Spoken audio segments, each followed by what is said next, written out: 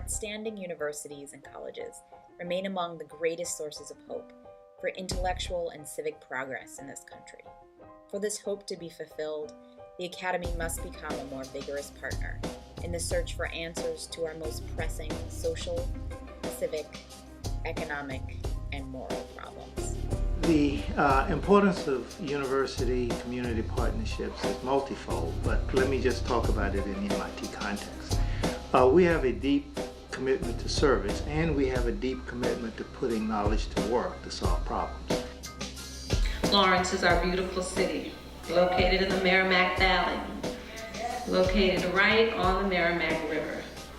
Lawrence is one of the poorest communities in the United States. The data indicates that it is the poorest community in the Commonwealth of Massachusetts. It was planned to maximally extract labor's wealth.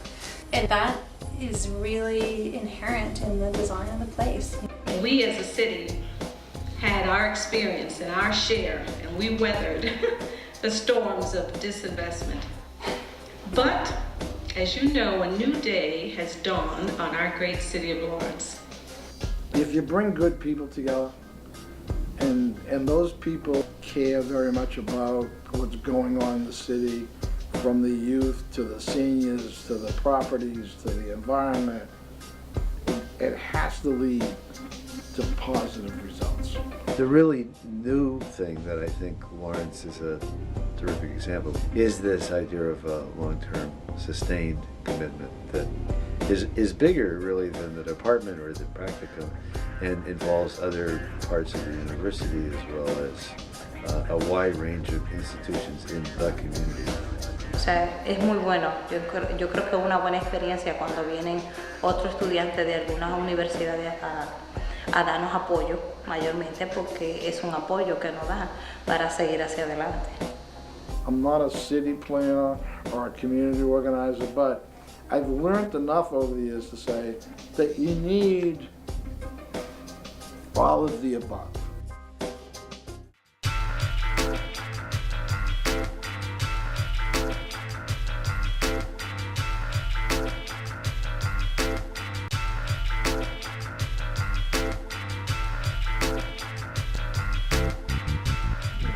The three of us were taking Carl Seidman's Economic Development Planning and Policy class. We had the City of Lawrence as our client, and the objective of the class was for us to come up with an economic development and revitalization plan for the whole city in 3 months.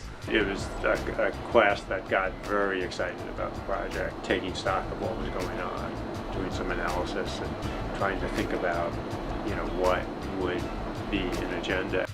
I think, in the course of doing that work, we really fell in love with the city, and we were looking for ways to stay involved, and then you met Bill, right? From the very earliest days when I was spending time at MIT with Tamar and Kristen and Jess, and had found my way to MIT because I was looking for a place that was interested in real life places like Lawrence and what really goes on in places like Lawrence, and not only was interested in it, but fascinated by it. Bill especially had been doing some work with the board, and they asked us all to step on as the new management team of the CDC when we graduated. And the very first thing we did was to implement a summer program for the kids in the neighborhood. I know that people will get very excited when people show interest in their kids, in whom they have a good deal of hope and expectation that effort will pay off big.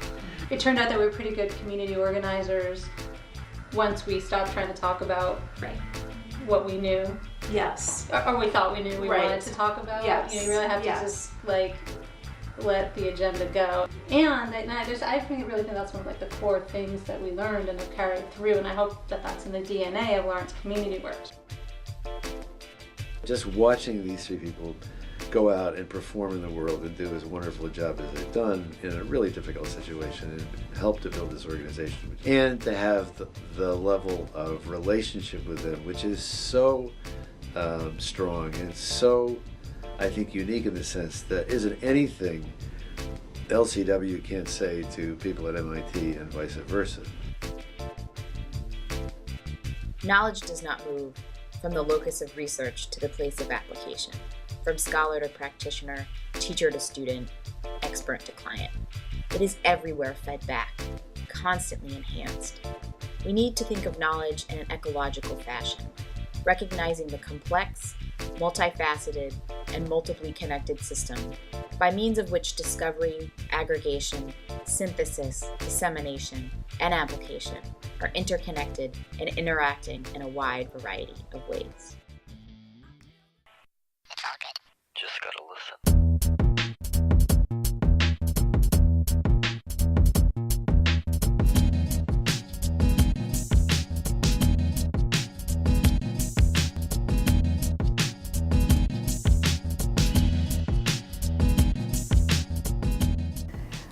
The Lawrence Practicum is a course that we teach every year that allows students and faculty to take the classroom into a community.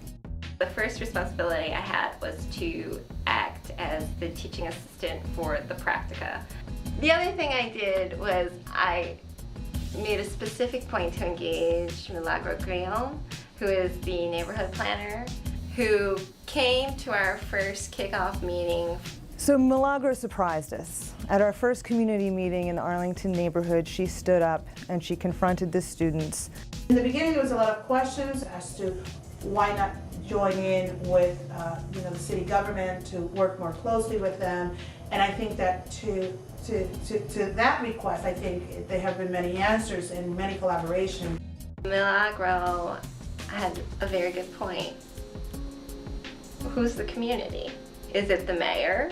Is it the city? Is it the Department of Planning? Is it the Community Development Department? Is it a certain developer? Who are you partnering with? As a teaching assistant, Amy did take on the role as a project manager, which allowed students to really focus their time in the community. And it allowed Amy to focus on relationship building throughout the community. If it's a true community partnership, then you're trying to get as many diverse aspects of that city and that community to be interchanging with the university. I think that is extremely important for the community to be on both of the face. It's not just students, not just professors that are doing this, but you're involved in the community. I think that is a true partnership in the making. The epistemology appropriate to the new scholarship must make room for the practitioner's reflection in and on action. It must account for and legitimize not only the use of knowledge produced in the academy, but the practitioner's generation of actionable knowledge in the forms of models or prototypes that can be carried over by reflective transfer to new practice situations. Hence, introducing the new scholarship into institutions of higher education means becoming involved in an epistemological battle. It is a battle of snails, proceeding so slowly that you have to look very carefully in order to see it going on. But it is happening nonetheless.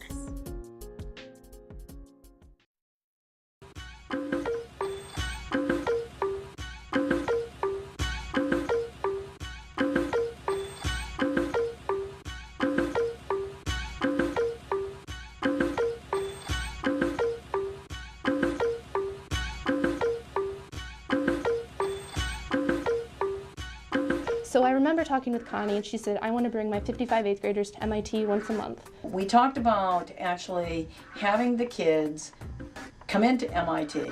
For a variety of science and math related activities. And I was like, wow, this is so concrete, this is exciting, this is absolutely wonderful. And came to us and knew that we did education work and said, is there any projects you'd be interested in starting in Lawrence? I really had the great opportunity to act as the facilitator, the intermediary between the parties to get this rolling. It was rough at first, getting schedules coordinated, keeping people on track with the vision, getting to know each other as partners. Anne was wonderful. She was very flexible, and I don't know that if it hadn't been for a personality like Anne's, we would have made it the first year. As Connie, will probably tell you, there were some kinks that, were ironed out along the way as far as her articulating her vision, me understanding her vision. we found a way to create programming for the kids, so they were kind of going through a series of workshops, and that allowed us to truly know each other. I was coming in with very big shoes to fill, but a lot of great reputation behind me. So Connie didn't ask me a lot of questions because she knew it was a quality program, because that's what it was like before I got here. First, we arrive in a bus, and so then they separate us into groups, and the guides have our activities set up for us. Certainly they learn about the technology, they get interest in technology. And then there's the interaction with MIT. I think both of us have really enjoyed that interaction.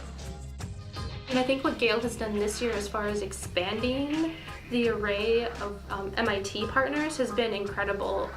What's good about it is that you get to interact with everybody here, you get to see what it's like here. I don't know, it's just different from them coming to our school, because you actually get to walk around with college students, see what it's like for them.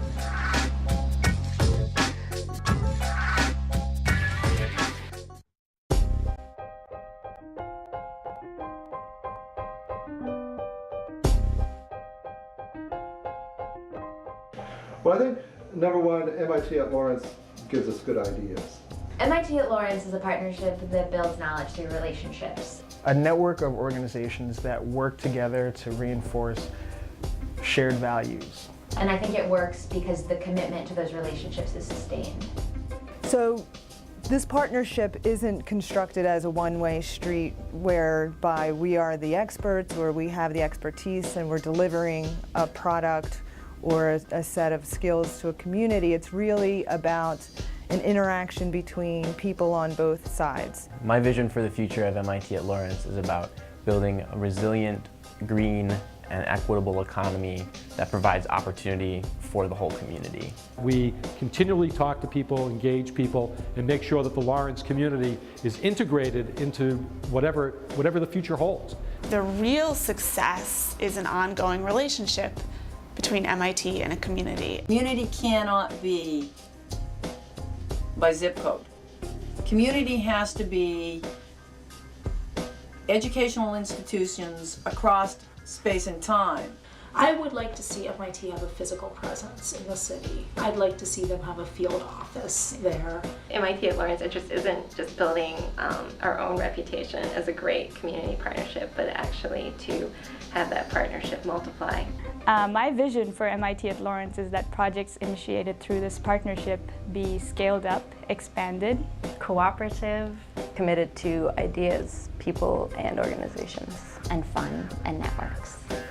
I wouldn't want to judge the partnership's success by the number of people that are involved in it at any particular point in time, but I would judge it by its resiliency.